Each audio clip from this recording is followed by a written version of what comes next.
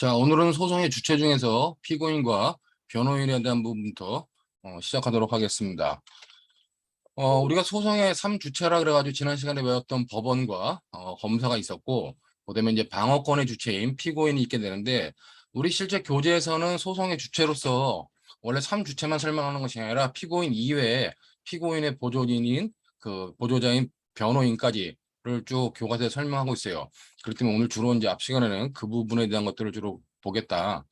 자, 피고인이라고 하는 뜻을 보면은 검사에 의해서 공소가 제기된 자, 이런 사람들을 우리가 피고인이라고 하는 겁니다. 근데 이제 그 공소 제기는 우리가 정상적인 그 공소 제기는 공소장을 제출해 가지고 공판을 진행하는 구공판이 있고, 그다음에 이제 약식 명령을 청구해서 법관의 약식 명령이 발의되는 구약식이 있는데, 구공판에 의하든 아니면 공판에 의하든 구약식에 의하든 불문하고 검사에 의해서 공소가 제기된 자가 피고인이 된다. 그런 의미들은 보시면 될 것 같아요. 근데 이제 검사에서 공소가 제기된 자를 할지라도 진범인이 아니냐 여부는 상관이 없어요. 검사에 의해서 공소가 제기된 자가 진범 여부도 상관없고 당사자 능력이나 소송 능력 유무도 상관이 없다. 그다음에 그런 것들을 참고하면 될 것 같고, 우리가 예외적으로 경찰서장에 의하여 직결 심판이 청구된 자도 있습니다. 그거 일반적으로 검사가 공소 제기하는 것이지만은 직결 심판 같은 경우는 경찰서장의 그 직결 심판 청구에 의해서 공판에 넘어가기 때문에 그런 경우도 피고인이 된다. 그렇게 여러분들이 이해했으면 될 것 같고, 피고인 중에 이제 중요한 의미라기보다는 좀 특이한 의미로 공동 피고인이라는 것이 있는데, 소송 절차에서 공동으로 심판받는 여러 명의 피고인이다. 근데 여러분들이 여기서 봐야 될 게 하나의 소송 절차에서 공동으로 받는 것 뿐이지 반드시 공범자임을 요하는 것은 아니에요. 그렇기 때문에 예를 들어 가지고 쌍방폭행 사건, 그러니까 우리가 갑과 을이 만약 공동정범이다. 공동정범이면은 얘네들은 같은 행위를 했기 때문에 같이 재판받는 것 뿐입니다. 근데 갑의 재판, 을의 재판을 같이 받는 거죠. 우리가 이런 경우를 공범인 공동피고인이라 하는데, 같이 재판받는 경우는 또 갑이 을을 때리고 을이 갑을 서로 때려가지고 서로 쌍방폭행 사건인 경우가 있어요. 이런 경우는 공동정범은 아니에요. 그렇기 때문에 공범이 아니지만은 얘네들도 하나의 사건으로 재판받을 수 있다. 그러므로 공동피고인이라고 하는 것은 이렇게 나중에 뒤에 가보면 이제 공동피고인의 증인 적격 여부가 문제되는데, 공범인 공동피고인과 공범이 아닌 공동피고인으로 나눠집니다. 그렇기 때문에 공동피고인은 반드시 공범자임을 요하지 않는다. 그런 의미를 여러분들이 받으면 될 것 같고, 자, 공동피고인에 대한 소송 관계는 각 피고인마다 존재한다. 그러므로 각 피고인마다 존재하기 때문에 그 1인에 대해서 발생한 사유는 다른 사람한테 영향이 없어요. 다른 피고인한테. 쉽게 생각하면 여러분들이 피고인이 여러 명 있다. 여러 명의 피고인의 재판이 여러 개가 있다고 보면 되는 거예요. 여기 공동정범으로 갑을병이 있다. 그럼 갑의 재판, 을의 재판, 병의 재판이 따로 있는 겁니다. 각각의 재판이 존재하는 것이고, 단지 절차가 하나이기 때문에 하나의 절차에서 진행하는 것뿐이다. 그런 의미로 여러분들이 공동피고인 그러면은 피고인마다 소송이 존재한다. 그렇게 여러분들이 생각을 해두면 될 것 같습니다. 자, 중요한 거는 이제 피고인의 특정이 중요한데, 공소의 효력은 검사가 피고인으로 지정한 사람한테만 미칩니다. 자, 그렇기 때문에 피고인은 공소장에 기재된 자, 공소장에 기재된 자가 일반적인데, 그것 때문에 공소장에는 일반적으로 피고인의 성명 기타 피고인을 특정할 수 있는 사항을 적어요. 나중에 이제 공소 제기의 방식과 관련돼 가지고 공소장에 적는 거는 피고인을 특정할 수 있는 사항, 그다음에 공소 사실, 범죄 사실, 적용 법조 이런 것들을 네 가지 정도를 필수적으로 적게 돼 있는데, 그 피고인을 특정할 수 있는 사항을 적은 거 관련돼 가지고 실제 실무에서 문제되는 경우가 발생할 수 있다는 겁니다. 여기처럼 공소장에 기재된 피고인과 현실적으로 심판이 된 자가 불일치하는 경우가 있을 수 있다는 거예요. 검사가 피고인을 특정해 가지고 이제 불러서 조사를 하는데, 신문을 하는데, 갑한테 너 이름 뭐야? 그랬더니 저 을입니다 그랬어요. 그러니까 검사는 갑이라는 사람을 놓고 피의자 신문조서를 작성하려고 하는데, 지가 이름을 을이라 그러니까 을로 적는 경우가 있을 수 있다는 겁니다. 자, 그렇게 공소장에 기재된 피고인과 현실적 심판 대상이 된 피고인이 다른 경우에, 불일치하는 경우에 어떻게 해결할 것이냐 하는 기준이 뭐 이런 기준들이 있어요.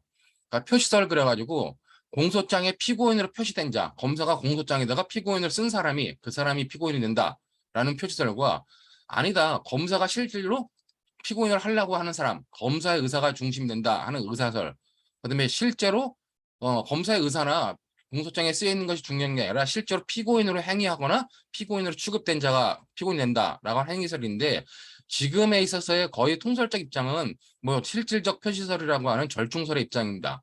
그러니까 이것들은 다 문제가 있다 그래가지고 실질적 표시설 관련돼가 표시설을 중심으로 하기 때문에 표시설을 중심으로 하지만은 실질적으로 검사의 의사를 고려해야 된다는 실질적 표시설을 그러고 이걸 뭐 다른 교과서 같은 경우 절충설이라고도 얘기해요. 그렇기 때문에 공소장의 표시를 중시하더라도 검사가 수사를 토대로 피고인으로 삼은 사람, 검사의 의사를 고려한다 하는 실질적 표시설이 절충설의 입장이다. 그렇게 통설적 입장이다. 거의 그렇게 여러분들이 받으면 될 것 같고 피고인의 특정과 관련돼 가지고 문제되는 케이스가 바로 이 두 가지 경우가 있는데 첫 번째는 성명모형과 두 번째는 위장출석입니다. 성명모형은 피의자 A가 수사기관의 수사를 받으면서 B의 성명을 모용해 검사가 B를 피고인으로 기재한 경우예요. 자, 검사가 A한테 야, 너 이름 뭐야? 그랬더니 저 B입니다. 그럼 공소장에는 B라고 적은 거예요. 그리고 실제로 재판엔 누가 나오냐? 재판에는 A가 나오는 겁니다.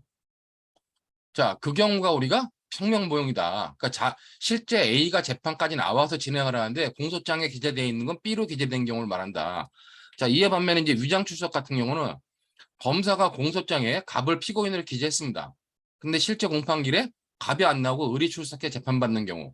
자, 이런 경우로 갖다 위장출석이라 그러는데 이런 경우에 성명보용과 위장출석 같은 경우에 실체적 진실관계가 일치하지 않는 이 사례를 어떻게 해결할 것인가 하는 것이 핵심적인 사항이에요. 그렇기 때문에 실제 시험에서도 뭐 우리가 본 시험이라든가 모의 시험에서 주로 나왔던 거는 성명 모형에 관련된 피고인 관련된 나왔던 케이스 사례는 주로 성명 모형과 관련된 거. 그리고 성명 모형과 관련된 거는 여태까지 그 판례들도 있었기 때문에 성명 모형과 관련된 게 주로 나왔고 그다음에 위장 출석 같은 경우도 나올 수 있는데 성명 모형과 위장 출석 관련돼 가지고는 얘네들이 공판 진행 중에 발견된 경우 다르다는 것이 발견된 경우와 다음 페이지 보면 이렇게 공판 심리중 판명되는 경우와 판결이 확정된 후에 발견되는 경우가 있어요. 역시 위장 출석도 공판 심리중 발견되거나 판결이 확정 후 판명되고 있는데 판명되는 경우가 있는데 이럴 때 어떻게 해결할 것인가는 해결 방법을 여러분들이 좀 자세하게 봐두면 될 것 같습니다.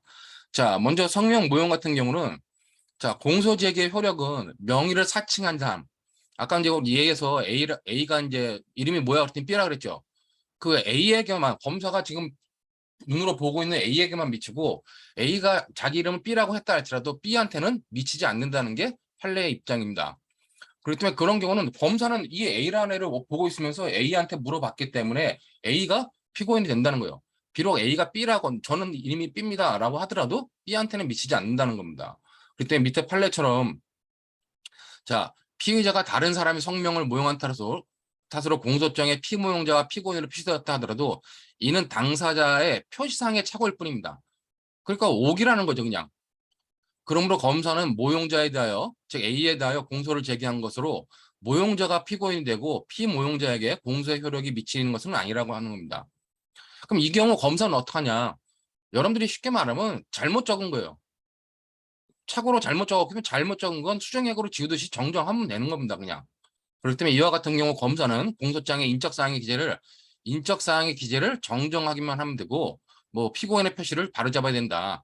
그러므로 이거는 나중에 여러분들이 우리가 배우는 공소장의 변경이라고 하는 제도 뭐 개관 시간에 잠깐 설명했었는데 검사가 A가 저지른 범죄 중에서 검사가 발견하고 기소하는 내용 그걸 갖다가 우리가 공소의 효력이 미치는 범위라는데 그 효력 범위를 넓히는 절차를 우리가 공소장 변경이라 하는데 이 공소장 변경이라는 절차를 밟을 필요는 없는 것이다. 그렇기 때문에 단순한 착오이기 때문에 그냥 여러분들이 수정만 하면 된다. 그렇게 이해를 하면 될 것 같습니다. 자, 그럼 성명 모형 관련돼 가지고 공판 심리 중에 판명되면은 어떻게 될 것이냐. 원래 검사는 공소장의 피고인 표시를 정정해야 돼요. 그러니까 피고인이 뭐 A로 검사는 A로 생각했는데 공소장에 A가 B라고 부르는 바람에 B라고 적혀 있다. 그럼 그냥 B를 A로 바꾸면 된다는 겁니다. 근데 이제 문제는 검사가 정정하지 않으면 어떻게 해요? 실제로 A가 재판받고 A인데 공소장에만 B라고 적혀 있다. 그럼 검사는 당연히 정정해야 되는데 정정하지 않으면 어떡하냐. 그때 법원은 그냥 공소기각 판결을 해버리면 된다는 겁니다. 이건 공소기각 판결 사유에 해당하죠. 자, 그렇기 때문에 검사가 정정하지 않으면 공소기각 판결을 하는데 검사가 공소장 정정하면 피모용자는 어떡하냐. 피모용자는 원래가 어떻게 해요? 원래 소송의 효력이 공소의 효력이 A한테 모용자한테만 미치는 거기 때문에 뭐 피모용자가 즉 B가 소송에 전혀 관여한 바가 없다. 그럼 그냥 수정해서 지우고 별도의 판단 없이 공판에서 배제되는 겁니다. 자, 문제는 이제 그 경우가 아니라 이 경우죠. 자, 공소장을 정정하면은 피모용자는 그냥 당연히 빠지는 겁니다. 문제는 뭐냐? 이때는 어떤 소송 관여가 없을 때. 근데 피모용자가 소송에 관여를 했다. 그러면 형식적 피고인이 돼버리는 거예요. 그렇기 때문에 소송에 관여했다는 것은 우리가 형식적 피고인이 되기 때문에 그와 관련돼 가지고 여러 절차들을 진행해 줘야 된다는 겁니다. 즉 심리에 A가 B라고 자기 이름이 B라고 했는데 B한테 공소장이 날아가니까 공소장 부분이 날아가니까 B가 심리 출석을 했어요. 뭐 그렇게 관련돼가 B가 관여한 경우 어떻게 하냐? 피모용자에게 사실상 심리 개속이 발생한다는 건 형식적 피고인이 됐다는 거죠. 그렇기 때문에 그 경우 법원은 공소기각 판결을 해야 됩니다. 그 앞에 아까 봤던 판례, 요 판례와 관련돼가 판례 이제 나버린데, 자, 위 가항에서 검사가 공소장의 피고인 표시를 정정하여 성명 모용 관계를 바로잡지 아니한 경우 어떡하냐? 바로잡지 않는 경우는 외형상 피모용자 명의로 공소가 제기된 것으로 되어 있어 피고인이 불특정되어 있는 것이므로 공소 제기의 방식이 형사형법 254조의 규정에 위반하여 무효할 것이므로 법원은 공소기각 판결을 선고한다. 자, 그러면 검사가 피고인 표시를 바로잡은 건 어떡하냐? 검사가 피고인 표시를 바로잡은 경우 처음부터 모용자에 대한 공소 제기가 있었고 피모용자에 대한 공소 제기가 있었던 것은 아니므로 법원은 모용자에 대해 심리하고 재판하면 되지 원칙적으로 피모용자에 대해 심판할 것은 아니다. 이 법원 판례의 내용을 간단하게 정리하면 이렇게 판단할 수 있다는 겁니다. 자, 그러면 이제 이 약식 명령 같은 경우는 어떠하냐? 자, 피모용자가 정식 재판 청구한다. 그러니까 실제로 검사가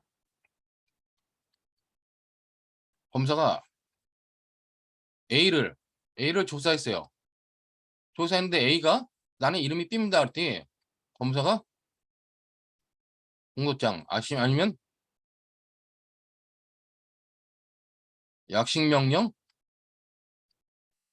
청구서에다가 피고인을 갖다가 피고인을 B라고 적은 겁니다. 검사가 조사하면서 A한테 너 이름 뭐야? B라 그랬대요. B라 그래버리니까 공소장 또는 이 약식 명령 청구서에 피고인을 B로 적은 겁니다. 그러면은 여기서 이제 법원이 약식 명령을 내릴 거 아니에요. 약식 명령서를 내리는데 약식 명령은 누구한테 가느냐? 피고인을 B라고 해가지고 날아간다는 겁니다. 자, 그러면 피고인 B라고 날아가면 B 입장에서는 나는 죄도 없는데 왜 내한테 약식명령 날라와? 그렇기 때문에 이 피모용자인 B가 정식 재판을 청구하게 되는 겁니다.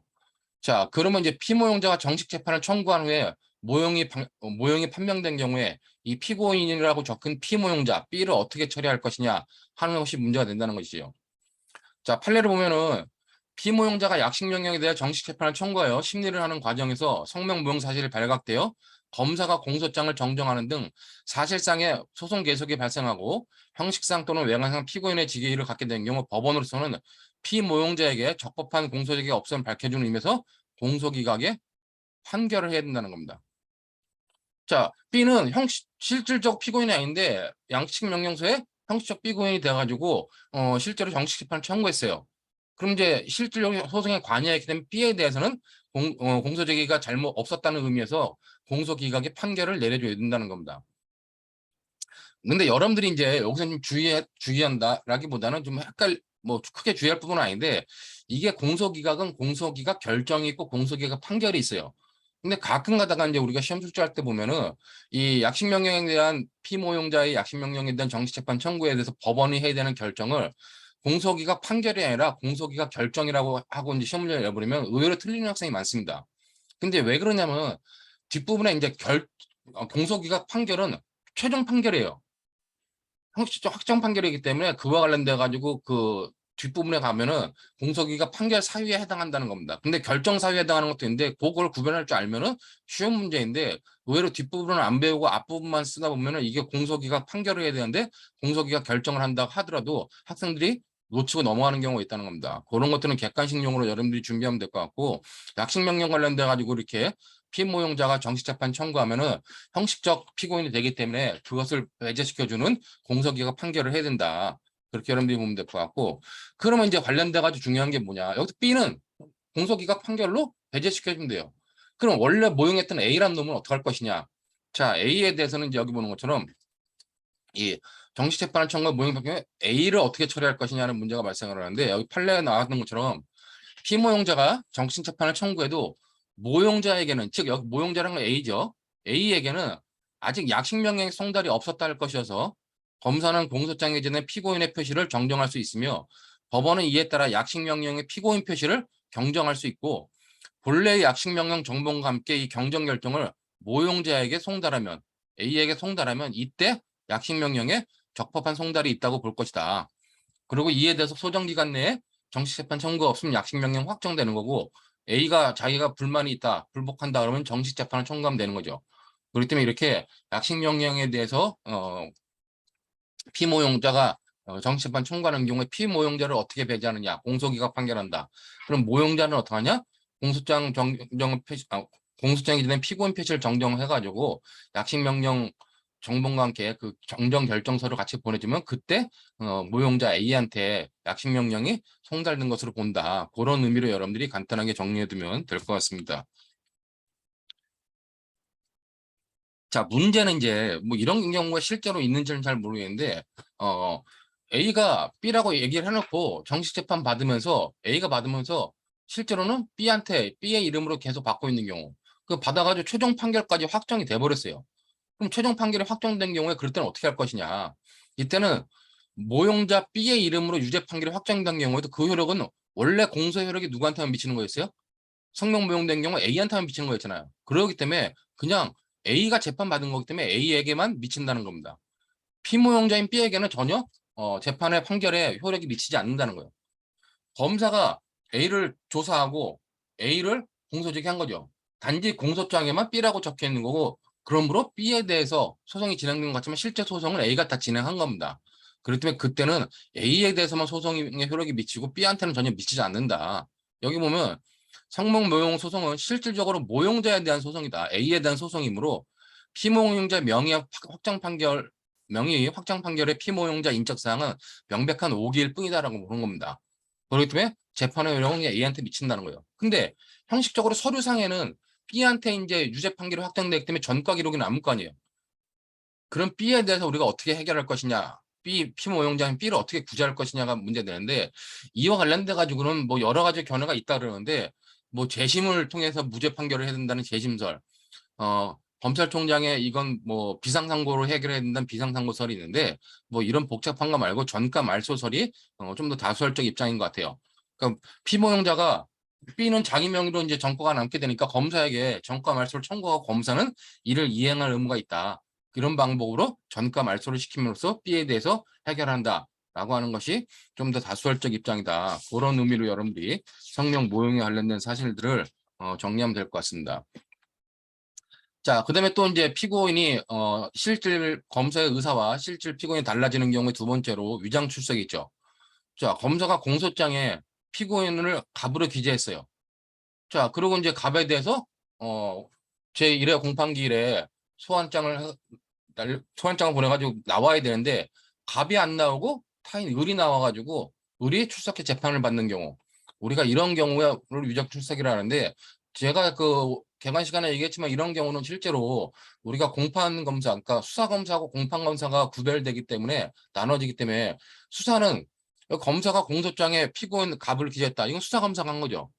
그다음에 이제 공판에는 공판 검사가 나오기 때문에 갑으로 나온 사람이 을인지 갑인지를 구별 못할 수 있다는 겁니다. 자, 이런 경우에 이제 공소장에 표시된 피고인은 실질적 피고인이에요. 그럼 위장 출석한 피고인은 뭐냐? 위장 출석한 자, 을은 형식적 피고인으로 부진령 피고인으로 한다는 겁니다. 자, 이 경우에 공소제기 효력은 누구한테 미치느냐? 검사가 갑을 갖다가 조사하고 갑에 대해서 공소제기한 것 때문에 실질적 피고인인 갑에게만 미친다는 겁니다. 그렇기 때문에 실질적 피고인에서는 별도의 공소제기 없이 그냥 소환하면 돼요. 근데 문제는 이제 위장 출석한 을을 갖다가 어떻게 배제시켜야 되느냐 하는 문제가 발생을 하는데, 자, 역시 공판 심리 중에 판명되면 어떡하냐. 이건 공판 심리 중에 판명된 경우 관련돼 가지고 인정신문 단계. 우리가 공판은 기본적으로 인정신문, 그다음에 사실심리, 그다음에 변론, 그다음에 최종 판결 이렇게 네 단계로 나눠지는데 인정신문 단계, 즉 갑인지 을인지를 확인하는 단계에서 밝혀졌다. 그럴 때는 법원은 위장 출석자 을을 퇴정시키고 실질적 피고인 갑을 소환해 절차를 속행하면 된다는 겁니다. 근데 문제는 이제 사실심리 단계로 들어갔다. 인정신문이 끝나고 사실심리 단계로 들어가면은 위장 출석자가 심리를 진행한 거기 때문에 사실상의 소송 계속이 발생해요. 형식적 피고인에 대해서 사실상의 소송 계속이 발생하기 때문에 이때도 역시 성명무용에서 공소기각 판결했듯이 형식적 소송 계속이 발생하면 공소기각 판결을 하고 실질적 피고인 갑에 대해서 다시 소환해가지고 재판을 진행하면 된다는 겁니다. 자, 그리고 이제 사실심리 단계를 넘어가지고 판결 선고 단계, 지금 판결 선고 단계에서는 어떻게 판단하느냐? 판결의 효력은 위장 출석자에게 미치는 겁니다. 위장 출석자가 소송을 계속했기 때문에. 그렇기 때문에 위장 출석자의 상소에 의해 공소기각 판결을 하면 되고 실질적 피고인 갑에 대해서는 1심 공판 절차를 새로 진행하면 된다. 이렇게 여러분들이 공판 심리 중에 판명된 경우는 이 정도로 나눠가지고 생각을 하면 될 것 같습니다. 그 다음에 이제 위장 출석 관련돼 가지고 판결 확정 후에 판명된 경우 어떡하냐? 그러면 법원이 위장 출석을 모르고 위장 출석자에게 판결이 확정되면 당해 판결 효력은 위장 출석자에게 미치는 겁니다. 위장 출석에서는. 자, 이 사람이 형식적 피고인의 소송을 진행해가지고 확정 판결되면 그 소송은 이 위장 출석자에게 미치는 거예요.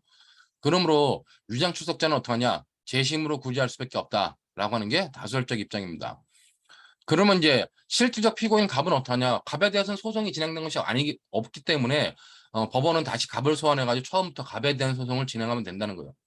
그렇게 성명 모형과 위장 출석에 관련된 내용이 다르므로 그런 것들을 여러분들이 좀 정리해가지고 받으면 될 것 같습니다. 자,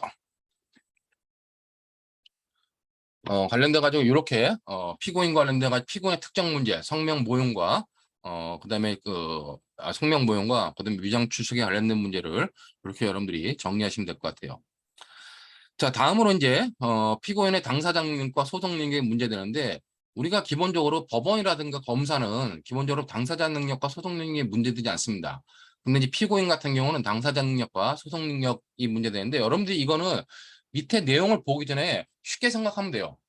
피고인의 당사자 능력, 소송 능력은 여러분들이 민법 총칙 배웠죠? 민법 총칙 보면은 권리 능력이 있고 의사 능력이 있고 행위 능력이 있잖아요. 권리 능력은 민법 3조인가요? 살아서 태어나서 죽을 때까지 가는 게 권리 능력이고 의사 능력은 판별할 수 있는 능력이고 그 의사 능력을 획일화한 것이 행위 능력이다. 즉 여기 피고인의 당사자 능력은 민법상의 권리 능력과 같은 거고 여기서 소송 능력은 민법상의 의사 능력과 같은 거다. 이렇게 여러분들이 이해를 하두면은 나머지 내용을 이해하는데 어려움이 없다는 겁니다. 자, 피고인의 당사자 능력, 피고인의 권리 능력, 이거는 뭐 일반적 수상적 능력이고 누구나 갖는 거겠구나. 이렇게 생각하면 된다는 거예요. 그 뜻을 보면 소송의 당사자가 될 수 있는 일반적 수상적 능력이다. 그러므로 연령, 책임 능력, 뭐 지능 여부 상관없이 누구나 가진다는 겁니다. 당사자 능력은.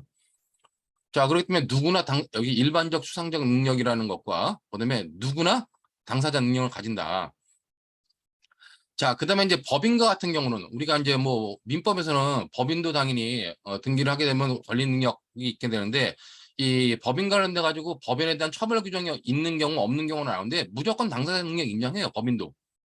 여기 보처럼 처벌 규정이 있는 경우 당사자 능력 인정하고 처벌 규정이 없는 경우라도 당사자 능력 인정합니다. 일반적 수상적 능력이므로 여러분들이 법인 관련된 당연히 인정된다. 그런 식으로 여러분들이 생각하면 될 것 같습니다. 그렇기 때문에 당사자 능력은 언제 소멸되느냐?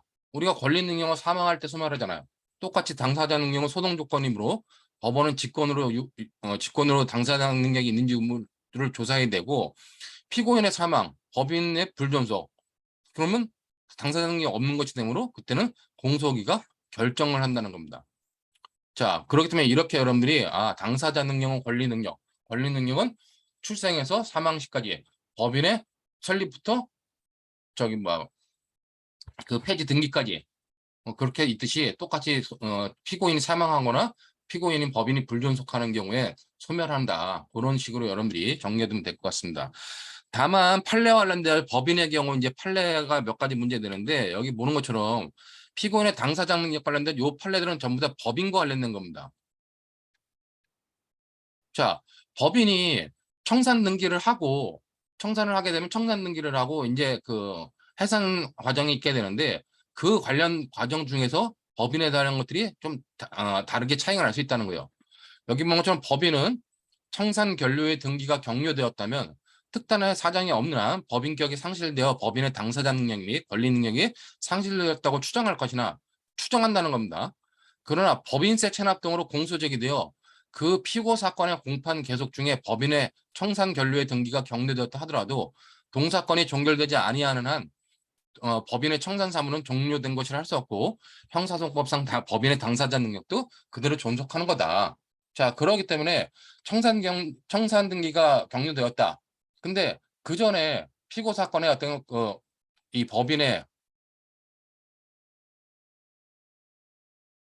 피고 사건이 쭉 진행되고 있어요.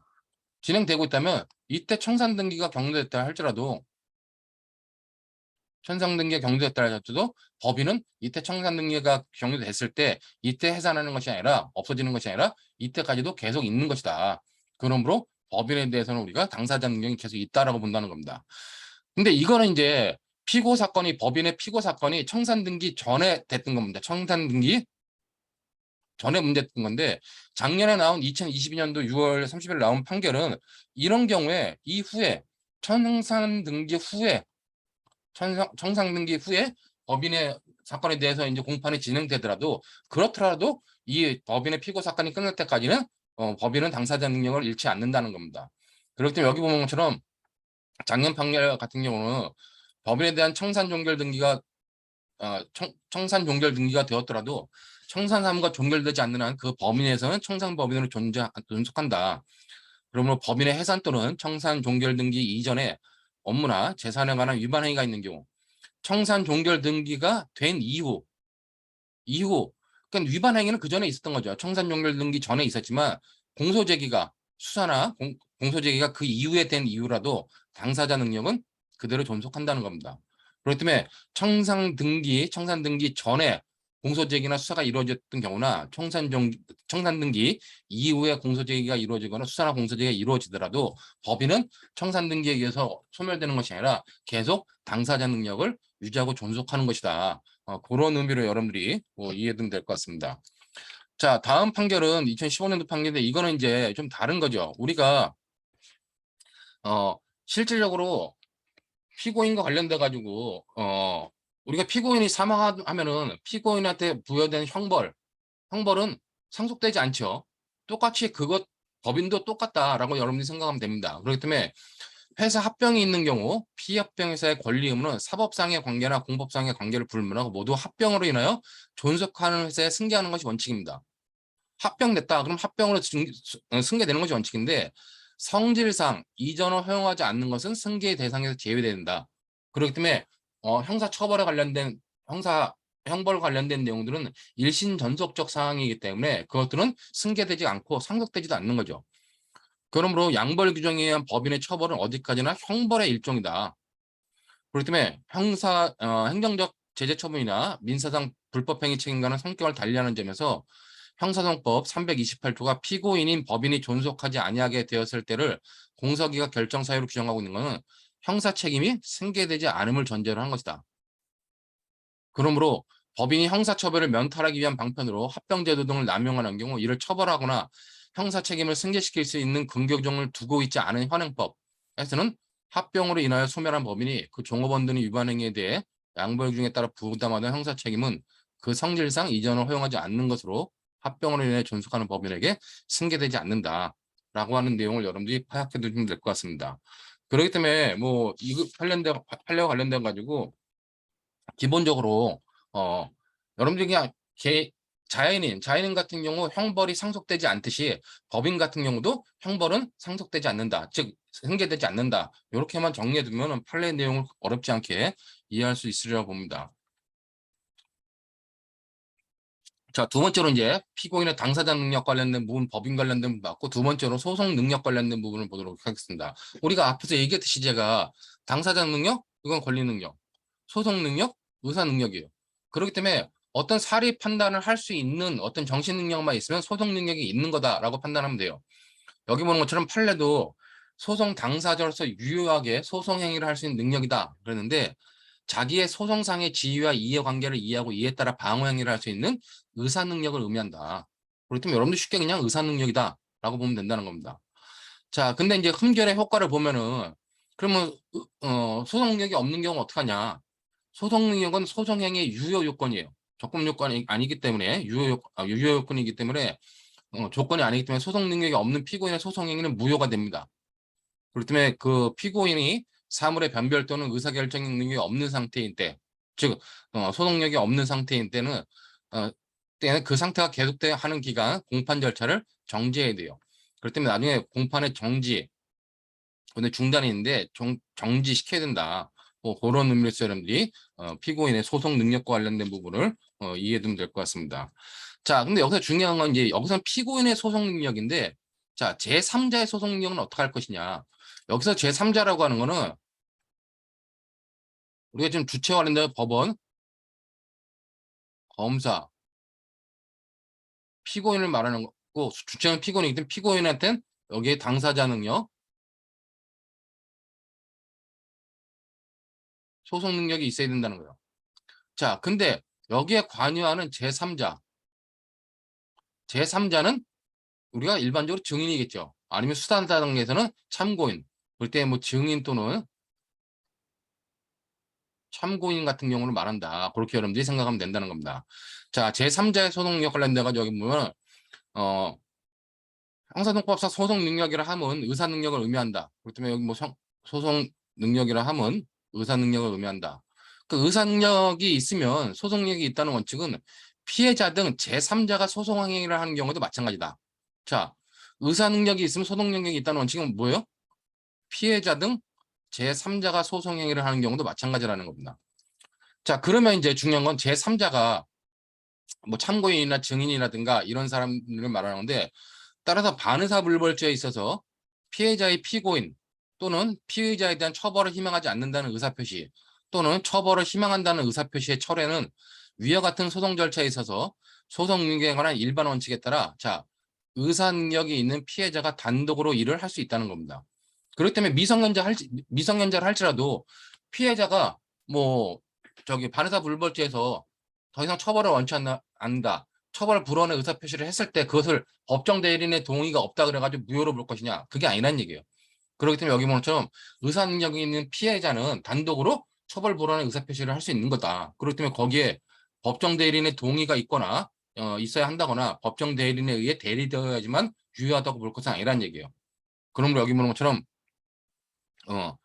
뭐 볼 것은 아니다. 나가 청소년의 성보호에 관한 법률이 형사소송법과 다른 특별한 규정을 두고 있지 않는 한 위와 같은 반의사불벌죄에 관한 해석은 청소년의 성보호에 관한 법률의 경우도 그대로 적용된다.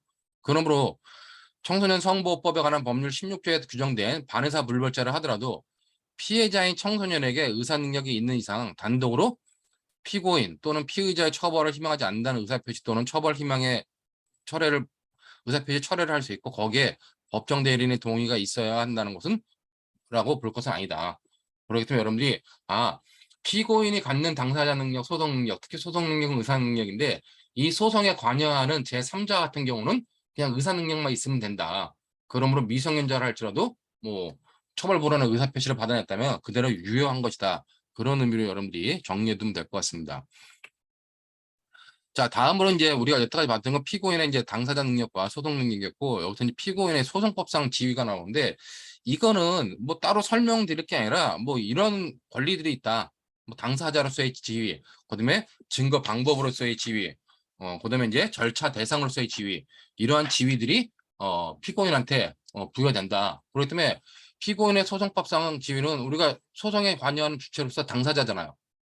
이 사람이 피고인이 당사자로서 어떤 지위를 갖는다 하는 부분을 보면 될 것 같고, 그다음에 또 소송법상 지위는 이 피고인은 사건의 실체에 대해서 가장 직접적으로 경험을 한 사람이죠.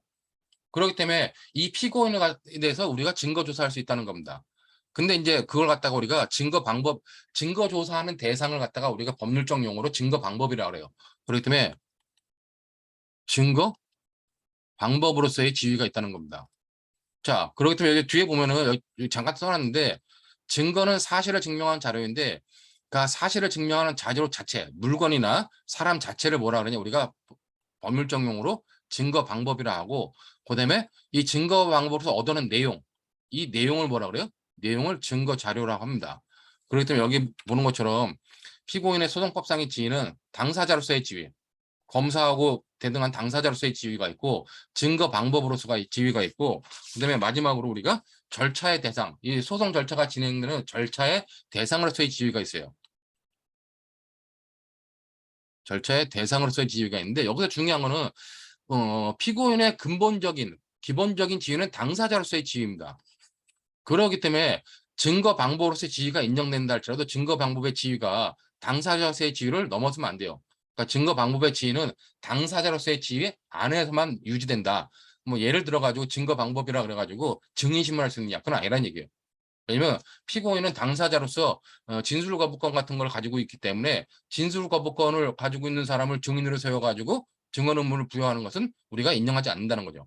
그러니까 그런 의미들을 여러분들이 보면은 뭐 크게 어려운 부분은 아니다. 그때 여기는 그냥 이 소송을, 형사소송법을 처음부터 끝까지 쭉 보고 나면은, 아, 방어권으로서 이런 권리들이 있구나, 절차 참여권으로서 이런 권리들이 있구나, 그다음에 그런 내용들로 뭐 방어권이나 참여권의 한계 문제가 무엇이구나 하는 문제들을 그냥 볼 수 있다는 겁니다.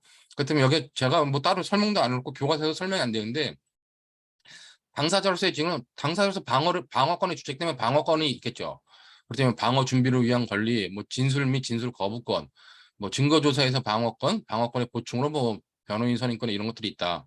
그런데 소송 절차에 당사자로서 참여를 해야 하기 때문에 법원 구성에 관여할 권리, 공판 절차 진행에 관여할 권리, 증거 조사 및 강제처분 절차에 참여할 권리 등이 있다.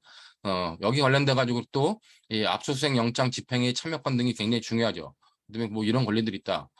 그다음에 관련돼 가지고 여기 보는 것처럼 어, 뭐 방어권과 참여권에 뭐 제한이다 그러는데, 근데 이종 교수님 책에는 뭐 한계라 그러는데, 방어권에 뭐 참여권의 제한 한계 문제로서 피고인한테 당사자로서의 지위가 있는 것에서 방어권이 인정된다 할지라도 그 방어권을 남용하면 안 된다는 거죠.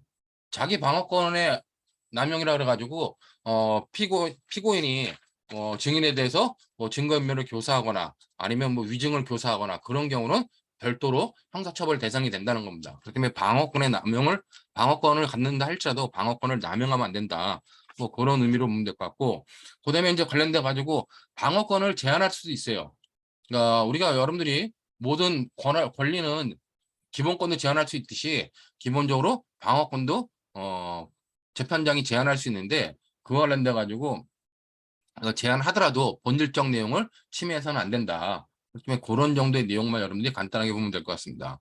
다음으로 이제 증거 방법으로서의 지위가 있는데, 아까 봤듯이 증거 방법이라는 거는 그 증거 자료 자체, 물건이나 사람 자체의 지위인데, 여기 중요한 건 이거죠. 피고인은 소송의 주체로서 당사자의 지위를 가진다.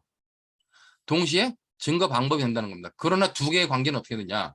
증거 방법의 지위는 당사자의 지위를 침해하지 않는 범위 내에서만 인정되는 보조적 지위다. 그렇기 때문에 관련돼 가지고 나중에 보면은 이 인적 증거 방법으로서 피고인의 임의 진술에는 증거 능력이 있어요. 피고인 신문 제도가 있는데, 그러나 피고인을 인적 증거 방법으로 사용할 때 증인을 세울 수 있느냐? 증인 적격은 없다는 겁니다. 왜? 피고인은 이 뒤에 보면 피고인의 권리 중에서 진술 거부권이 있습니다. 자기한테 모든 진술을 거부할 수 있는 권리가 있는데, 만약에 피고인을 갖다가 증인으로 인정해가지고 증인 신문이 인정된다. 그러면 증인을 섰을 때는 증인은 증언을 해야 될 의무가 생기는 겁니다. 그렇기 때문에 증언 의무가 있다는 것은 결국 진술 거부권을 침해할 수 있으므로 증인 적격이 없다. 그다음에 이제 물적 증거 방법으로서 피고인의 신체나 정신 상태는 검증이나 감정의 대상이 된다. 그런 의미로 보면 될 것 같고, 여러분들 이 부분만 지금 잘 생각해 놓으면 돼요. 증인 적격을 인정할 수 없다. 왜? 진술 거부권을 침해할 수 있으므로. 이 부분은 나중에 뒷부분에 가서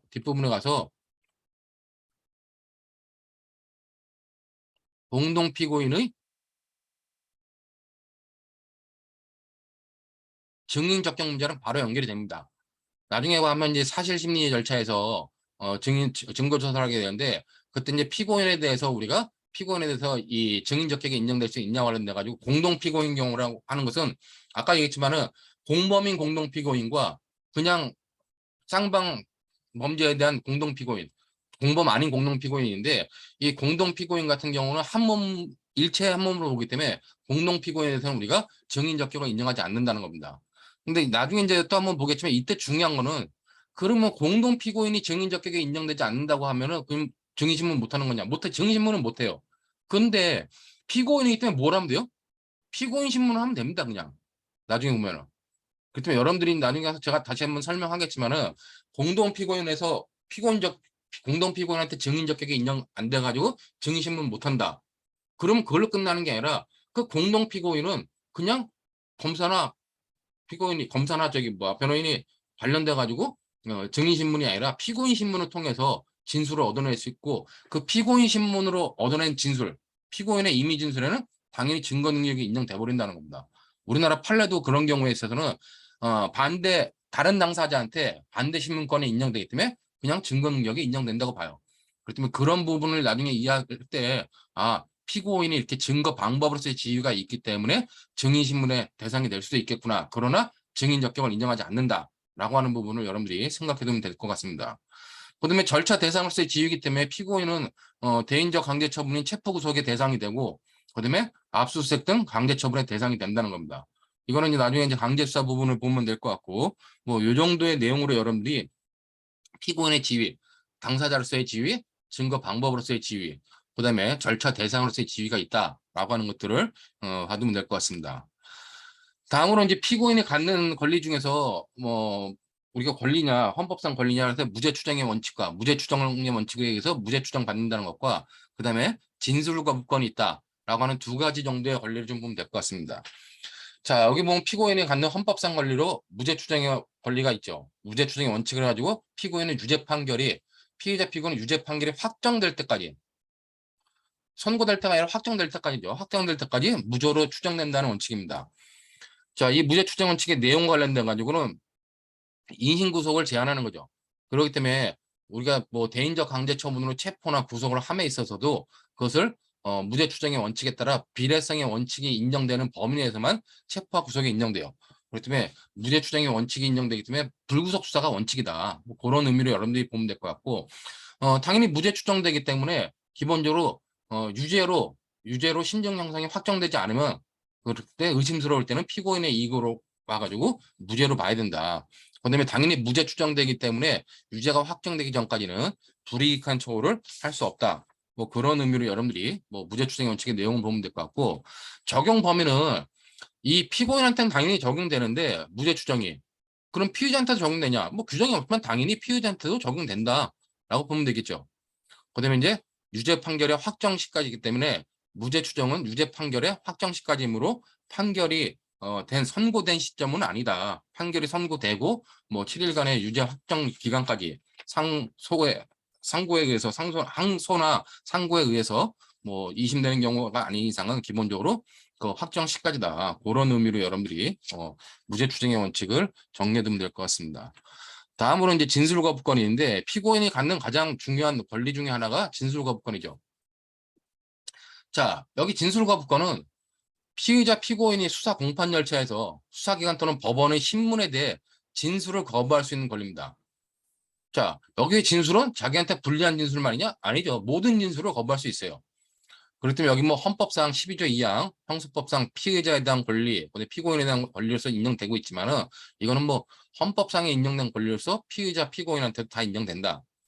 자, 이 기능이 뭐냐? 진술거부권은 무기평등을 실질적으로 실현하여 공정한 재판을 보장하는 기능을 한다는 겁니다. 왜냐하면 검사는 여러 가지 대인적 강제처분과 대물적 강제처분을 통해 가지고 강력한 무기를 통해서 증거들을 확보하고 있는데 그에 대해서 피고인 측은 그만큼의 무기가 없기 때문에 피고인은 말을 안 할 권리가 있다는 겁니다. 검사나 아니면 그 법원의 얘기에 대해서 니네가 밝혀내라. 나는 얘기 안 할 테니까. 그래가지고 진술을 거부할 수 있는 권리가 있다는 거예요. 주체는 모든 국민이 갖는 건데 제한이 없어요. 진술 거부권은. 그렇기 때문에 진술 거부권 관련돼 가지고 여기 제한이 없다는 건 피고인 피의자뿐만 아니라 이게 피고인 피의자만 갖는 거냐? 아니다. 모든 국민이 갖는 거다. 헌법상의 권리이기 때문에 그렇다. 뭐 그런 의미로 여러분들이 이해해두면 될 것 같습니다. 자, 관련돼 가지고 진술 거부권의 내용은 뭐냐? 진술의 강요를 금지한다는 겁니다. 여기 헌법재판소에 보면 진술 거부권은 형사상 자기에게 불리한 내용의 진술을 강요당하지 아니하는 것이므로 고문 등 폭행에 의한 강요는 물론 법률상으로도 강제할 수 없다는 겁니다. 그렇기 때문에 법률상 진술을 강제하는 어떤 규정을 뒀다. 그런 기본권 침해가 되는 거죠. 그렇기 때문에 그거는 본질적 내용을 침해하는 것으로서 유연이다. 그렇게 여러분들이 보면 될 것 같고, 여기서 이제 진술에 대한 강요를 금지하는데, 그럼 진술만을 진술의 뜻이 뭐냐? 피의자, 피고인이 거부할 수 있는 거는 진술에 하는 겁니다. 근데 진술은 여기 뭐 좀 생각이나 지식, 경험 사실을 정신작용의 일환인 언어를 표출하는 거예요. 물론 이제 언어를 표출한다 할 때 이거를 구두나, 여기 뭐처럼, 구두나 서면은 불문해요. 그렇기 때문에 자기 생각을 언어로 표현을 하는 거, 이걸 우리가 진술이라고 하는 겁니다. 그러므로 진술이 아닌 경우는 강요해도 상관이 없다는 거죠. 그 음주 측정은 진술이 아니라는 겁니다. 그렇기 때문에 음주 측정 거부 시 처벌하고 있는 것은 진술 거부권 침해가 아니다라고 하는 것이 헌법재판소의 입장이죠. 그렇기 때문에 여러분들이 진술 거부권에서의 진술은 자기의 생각을 언어로 표현하는 건데 자기의 생각을 표현하는 것이 아닌 어떤 상태를 나타내는 것은 우리가 기본적으로 뭐 진술이 아니다. 그렇기 때문에 진술이라면 구두나 뭐 서면을 불문한다 그렇기 때문에 피의자는 수사기관의 진술서 제출 요구에 대해서 거부할 수 있습니다. 그렇다면 실무에서는 피의자뿐만 아니라 피의자는 수사기관의 진술서 제출 요구에 거부할 수 있고 그 다음에 저기 뭐야 참고인 같은 경우도 뭐 수사기관의 진술서 제출 요구, 자료 제출 요구에 대해서 거부할 수 있죠. 근데 실무적으로는 검사들이 그렇게 해요. 이렇게 진술 거부권을 행사해가지고 진술서 제출 거부하거나 자료 제출 거부하면은 검사나 수사관들이 그러죠. 압수수색 영장 받아서 뺏어갑니다. 그러니까 제출하세요. 그래가지고 이제 강압적으로 해가는데 뭐 실질적으로 법상으로는 이렇게 누구나 갖는 권리다. 그렇게 여러분들이 이해는 될 것 같습니다. 자, 여기 보면 이제 일체의 진술을 갖다가 말하기 때문에 개개의 질문 또는 질문 전체에 대하여 일체의 진술을 거부할 수 있습니다. 그렇기 때문에 불이익한 진술만 거부할 수 있는 게 아니라는 얘기예요. 모든 진술을 거부할 수 있기 때문에 불이익한 진술뿐만 아니라 이익되는 진술도 다 거부할 수 있다. 그러므로 심지어 여러분들 진술 거부권은 기본적으로 나중에 이제 대인적 강제 처분에 보면 되겠지만은 그 뭐 임의수사에서 피의자 신문을 한다. 피의자 신문에서 인정 신문 전에 반드시 진술 거부권 고지해야 돼요. 그다음에 공판을 진행하며 처음에 그 인정신문 단계에서 재판장이 피고인을 특정하기 위해서 인정신문하는데 인정신문 전에 반드시 해야 되는 게 뭐냐? 진술거부권의 고지입니다. 그렇기 때문에 여기서 진술거부권 관련돼 가지고 이렇게 모든 진술을 다 거부할 수 있기 때문에 불이익한 진술, 이익되는 진술뿐만 아니라 인정신문에 대해서도 전부 다 거부할 수 있다. 이 부분은 이제 증언 거부권이 있는 경우가 있어요.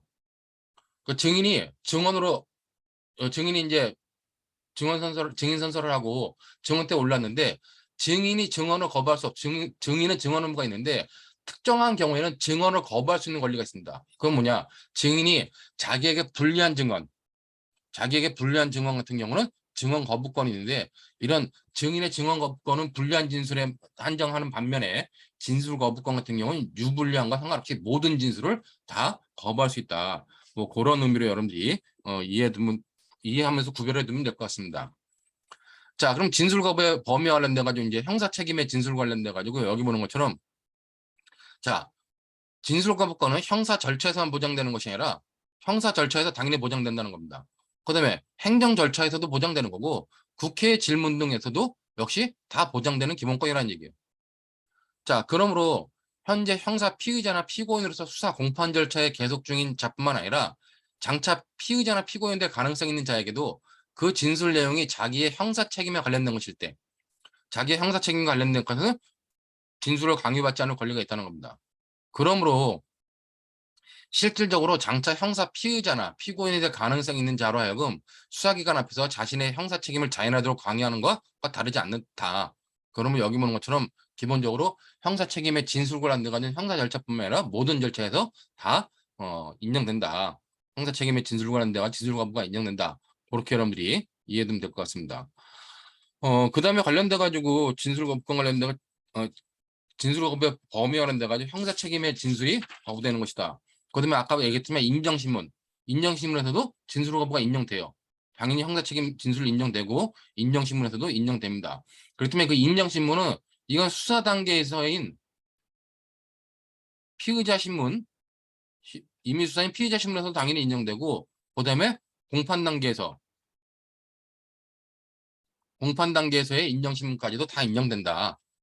그렇게 여러분들이 받으면 될 것 같습니다. 자, 그다음에 이제 중요한 것 중에 하나가 여기 진정 성립의 인정 여부가 되는데, 인정 여부인데, 증거 서류에 대한 진정 성립의 인정 여부도 진술 거부권의 대상이 된다는 겁니다. 이게 무슨 의미냐면은, 자, 여기 증거 서류와 관련돼 가지고 우리가 형사소송법에 보면은 나중에 증거 파트 가면은 311조부터 316조까지 전문 증거에 대한 예외가 있어요. 전문 법칙에 대한 예외로서 311조부터 316까지 규정하고 있고, 여기서 더 정확하게 보면은 311조부터 315조까지는 전문 서류고 316조는 전문 진술이에요. 자, 나중에 여러분들이 배우겠지만 312조, 13조, 14조와 관련돼 가지고 기본적으로 전문 법칙이라고 하는 거는 전문 증거는 증거 능력이 없다는 겁니다. 근데 이제 우리 형사소송법 311조부터 315조에는 전문 증거를 할지라도 엄격한 예외적인 요건을 갖췄을 때는 증거 능력을 인정을 해요. 그러면 얘네들에 대해서 311조부터 315조까지 우리가 엄격한 예외 요건을 갖추면 되는데, 이 엄격한 예외 요건 중에 하나로서 그 서류에 대해서 진술한 사람, 즉 조사받은 사람이 법정에 나와서 이 서류가 제대로 이 서류에 당신이 말한 대로 기재되어 있는 것입니까? 라고 물었을 때, 예, 내가 말한 대로 그대로 기재되어 있습니다. 라고 말하는 걸 우리가 진정성립의 인정이라고 하는 겁니다. 자, 이때 진정성립의 인정은 뭘로 해요? 진정성립의 인정은 법정에서 구두로 한다는 거예요. 말로 한다는 겁니다. 자, 이랬을 때 서류의 진정성립 여부를 갖다가 뭐 수사 단계에서 참고인 조사를 받았다. 그럼 참고인 조사 같은 경우 검사가 참고인 진술 조서를 받았어요. 검사가 참고인 진술 조서를 받으면은 나중에 참고인 진술 조서를 법정에서 증거 능력을 인정받으려면은 적법 절차에 의해 하고 진정 성립, 즉 검사가 작성한 참고인 진술 조서가 참고인이 말한 대로 그대로 적혀 있다는 것을 참고인이 구두로 성립을 인정해야 돼요. 적법 절차, 진정 성립, 그다음에 특신 상태, 그다음에 반대 신문권의 보장이라고 하면 네 가지 요건이 갖춰져야 되는데, 그때 이렇게 법정에서 구두로 말하는 그걸 진정 성립의 인정 여부라 하는데, 그것도 진술 거부권의 대상이 된다는 거예요. 그렇기 때문에 피고인이나 참고인이나 누구나 뭐다? 그때 나와서 진술 거부하면은 법정에서 진술 거부하면 그 서류들은 증거 능력이 없게 된다는 겁니다. 요 진정 성립의 인정 여부 자체는 여기서 별로 중요하지 않지만 나중에 여러분들이 증거 파트 가면은 굉장히 중요한 내용이 되므로 그 부분까지 여러분들이 연계시켜서 좀 미리 이해해두라는 겁니다. 자, 진술거부권 관련돼 가지고 이제 진술거부권의 고지의 방법이 나오는데, 진술거부권은 어떻게 고지하느냐? 이거는 그냥 법조문에 있는 부분을 여러분들이 보면 돼요. 여기 보면은 진술거부권의 고지 그래가지고 244조의 3에 보면 1항 뭐 검사 사경은 신문하기 전에 알려줘야 된다. 뭐 이런 내용들을 알려줘야 되고, 그다음에 이제 방법을 어떻게 하냐? 자, 검사 또는 사경은 1항에 따라 알려준 때는 피의자가 진술을 거부할 권리와 변호인의 조력을 받을 권리가 행사할 것인지 여부를 질문하고, 이에 대한 피의자의 답변을 조서에 기재해야 돼요. 이 경우 피의자의 답변은 피의자로 하여금 자필로 기재하게 하거나, 아니면 검사 또는 사경이 피의자 답변을 기재한 부분에 기명 날인 또는 서명하게 해야 된다는 겁니다. 그렇기 때문에 이건 누가 입증해요? 이런 것들 입증은? 이런 거 입증은 수사기관 하는 겁니다. 검사가 해야 돼요. 그렇기 때문에 진술거부권을 고지했다. 진술거부권을 고지하지 않으면 만약에 진술거부권을 고지하지 않으면 그거는 위법하게 수집한 증거로 증거 능력이 무조건 부정됩니다. 절대적으로 부정되기 때문에 진술거부권을 고지하고 피의자 신문을 했다라는 것은 검사가 100% 입증을 해야 됩니다. 그런데 입증하는 방법을 갖다가 그럼 어떻게 입증하냐 했을 때 입증하는 방법을 244조의 3 2항에다가 법조문에다가 이렇게 써놓은 거죠. 그렇기 때문에 이런 방식으로 어떻게 하는 것인가 관련된 것들을 법조문에 규정한 거기 때문에 법조문 자체를 여러분들이 정확하게 이해하고 있으면 된다는 겁니다. 자, 그다음에 고지의 대상인 피의자의 지위가 인정되는 시기가 언제냐? 이 피의자의 지위가 인정되는 시기는 이거는 우리가 앞에서 잠깐 개관 시간에 봤던 것처럼 내사와 수사의 구별을 언제 할 것이냐, 언제가 내사고 언제가 수사건이냐 관련돼 가지고 형식설의 입장이 옛날이었는데 지금의 판례와 다수의 입장은 실질설이에요. 그렇기 때문에 피의자의 지위가 인정되는 시기는 실질적으로 수사가 개시했을 때, 그때 피의자의 지위가 인정되는 것이라는 겁니다. 그렇다면 여기 보는 것처럼 피의자의 진술을 기재한 서류 또는 문서가 수사기관에서의 조사 과정에서 작성된 것이라면 그것이 진술조서, 진술서, 자술서라는 형식을 취하였더라도 피의자 신문조사 달리 볼 수 없고, 그다음에 수사기관에 의한 진술거부권 고지의 대상이 되는 피의자의 지위는 수사기관이 범죄 인지서를 작성하는 등 형식적인 사건 수리 절차를 거치기 전, 이게 뭐예요? 범죄 인지서를 작성하는 형식적 사건 수리 절차를 거쳤다. 입건했다는 거죠. 옛날 실무에 있는 사람들은 입건했을 때부터 수사하기 때문에 입건 전에 그 사람한테 진술서를 받거나 하면 내사 단계이기 때문에 뭐 진술거부권 고지 안 해도 된다, 이런 식이었어요. 근데 이제 판례나 다수의 입장은 여기 본 것처럼 조사 대상자에 대하여 범죄 혐의가 있다고 봐 실질적으로 수사를 개시하는 행위를 했다면 입건하기 전이라도 그거는 수사다. 그렇기 때문에 수사 단계에서 진술을 들으려고 그러면 진술거부권 당연히 고지했어야 된다는 겁니다. 그렇기 때문에 그런 것처럼 수사를 개시하는 행위를 한 때 인정된다. 특히 조사 대상자의 진술 내용이 단순히 제3자의 범죄에 관한 경우가 아니라 자신과 제3자에게 공동으로 관련된 범죄에 관한 것이거나 제3자의 피의 사실뿐만 아니라 자신이 피의 사실에 관한 것이기도 하여 실질이 피의자 신문 조서의 성격을 가지는 경우라면 수사기관의 진술 전에 반드시 진술거부권을 고지했어야 된다는 거예요. 그렇기 때문에 모의시험, 그러니까 변호사 시험에 나왔던 문제 중 사례 문제 중에 그런 게 있죠. 피의자를 수사기관이 앞으로 불렀어요.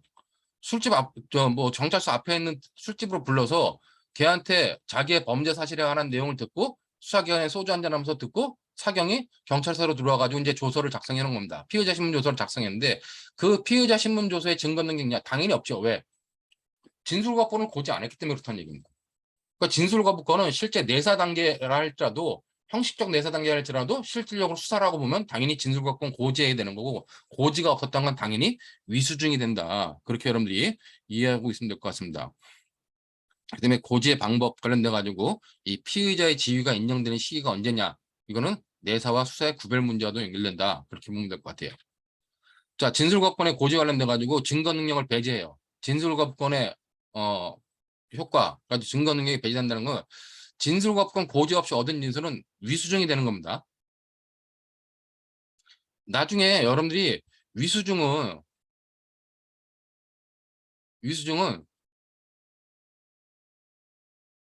절대적으로 증거 능력이 없어요. 그렇기 때문에 당사자가 동의하더라도 증거 능력이 안 생긴다는 겁니다. 여러분들이 나중에 증거 파트가 한번 배우겠지만은 위법 수집 증거 배제 법칙하고 그다음에 자백 배제의 법칙. 자, 그런 경우는 뭐다? 그러면 전부 다 절대적 증거 능력이 없는 겁니다. 그렇기 때문에 그렇게 절대적 증거 능력은 어떠한 경우도 우리가 증거를 사용할 수 없다. 그러므로 진술거부권을 침탈해가지고 얻은 조서들, 그런 것들은 당연히 위수중이 된다. 그다음에 진술거부권의 효과가 뭐냐? 또 불이익한 추정을 금지해요. 그렇기 때문에 진술을 거부했다 할지라도 불리한 심증을 가지면 안 되고, 그다음에 이 진술을 거부했다 가지고 구속 사유로 봐야 되냐? 구속 사유가 아니라는 겁니다. 이 구속 사유는 나중에 보면은 구속 사유는 법정돼 있어요. 즉 증거인멸 또는 증거인멸의 우려, 아니면 도주 또는 도주의 우려라고 하는 것이 증거인멸과 도주라고 하는 구속 사유가 명확하게 딱 규정돼 있다는 겁니다. 법전에. 그러므로 이 구속 사유로 봐야 되냐? 안 된다는 겁니다. 진술거부권 행사에 따라 가지고 불이익하게 추정해도 안 되고, 불리한 심정 형성해도 안 되고, 그다음에 구속 사유로 판단해도 안 된다는 겁니다. 그러면은 이 진술거부권 행사했다면은 진술거부권 행사한 것 관련돼 가지고 양형상 불이익을 줘도 되느냐? 양형상 불이익을 줘도 되냐 관련돼 가지고 다수의 입장은 양형상도 불리한 사항을 양형의 불리한 단계 사유로 작용하면 안 된다 하는 견해도 있는데, 중요한 건 판례 입장입니다. 판례 같은 경우는 제한적 허용설이죠. 그러니까 판례는 진술거부권을 행사한 자체가 이걸 갖다가 가중적 양형 사유를 삼을 수 없지만은 명백한 객관적 사실들에 의해서 명백한 증거에 의해서 범죄 사실이 인정됨에도 불구하고 진술 거부권을 행사한다. 그럴 때는 양형 사유로 참작할 수 있다는 겁니다. 그렇기 때문에 범죄 사실의 단순한 부인을 가중적 양형 요건으로 삼을 수 없으나 방어권 행사의 범위를 넘어가지고 객관적이고 명백한 증거가 있음에도 진실 발견을 적극적으로 숨기거나 법원을 오도하려는 시도에 기인한 경우에는 가중적 양형 조건으로 참작될 수 있다. 뭐 그런 의미로 여러분들이 판례는 제한적으로 지금 허용하고 있다. 그 정도의 내용으로 여러분들이 좀 봐두시면 될 것 같습니다. 자, 이렇게 불이익한 추정과 관련돼 가지고 뭐 그런 게 된다. 그다음에 이제 이 진술 거부권에 관련돼 가지고 이 진술 거부권을 포기할 수 있느냐? 뭐 관련돼 가지고 진술 거부권은 포기 못 해요. 왜? 진술과 헌법상 권리입니다. 그러므로 포기할 수 없다는 것이 소극설의 다수설의 입장이에요. 그러면 진술거부권을 포기하고 진술하는 경우 뭐냐? 그거는 진술거부권의 포기가 아니라 개별 신문에 대한 진술에 대한 진술거부권의 불행사는 인정된다는 겁니다. 그러므로 진술거부권을 포기하고 진술한다. 그럼 앞으로 쭉 진술해야 되냐? 그게 아니라 진술거부권을 행사하지 않고 진술한다는 건 진술거부권의 포기가 아니라 진술거부권의 불행사라는 겁니다. 진술거부권을 행사 안 하다가 갑자기 진술거부권을 행사하겠다. 그래가지고 개별 질문마다 진술을 하다가 안 할 수도 있다는 거예요. 그렇기 때문에 신문 절차에서의 전체적인 포기는 인정할 수 없다. 그러므로 소극설이 타당하다. 그런 의미로 여러분들이 진술 거부권의 포기 여부는 허용되지 않는다라고 보면 될 것 같고, 뭐 관련 문제로 여기 보면 피고인의 증인 적격 아까 봤지만은 피고인한테 진술 거부권이기 때문에 당연히 증인 적격이 인정되지 않는다 그랬죠. 그렇기 때문에 당연히 피고인의 증인 적격은 부정된다. 그 이유가 가장 중요한 게 증인 적격을 인정할 경우 여기 증인 적격을 인정할 경우 진술 거부권이 무의미해지는 이유가 뭐냐? 증인 적격을 인정하면 증언 의무가 생긴다는 겁니다. 증언 의무가 생기기 때문에 진술 거부권 자체가 무의미해진다. 뭐 그런 의미로 여러분이 보면 될 것 같고, 법률상 보고 기록 의무를 가지고 행정상의 단속 목적을 달성하기 위하여 필요한 경우에 적법행위의 신고를 요구하는 것이므로 진술 거부권과 관련이 없다. 뭐 이 정도의 내용으로 여러분들이 피고인에 관련된 내용들을 정리하면 될 것 같습니다. 자, 이렇게 해가지고 피고인에 관련된 내용까지 봤고,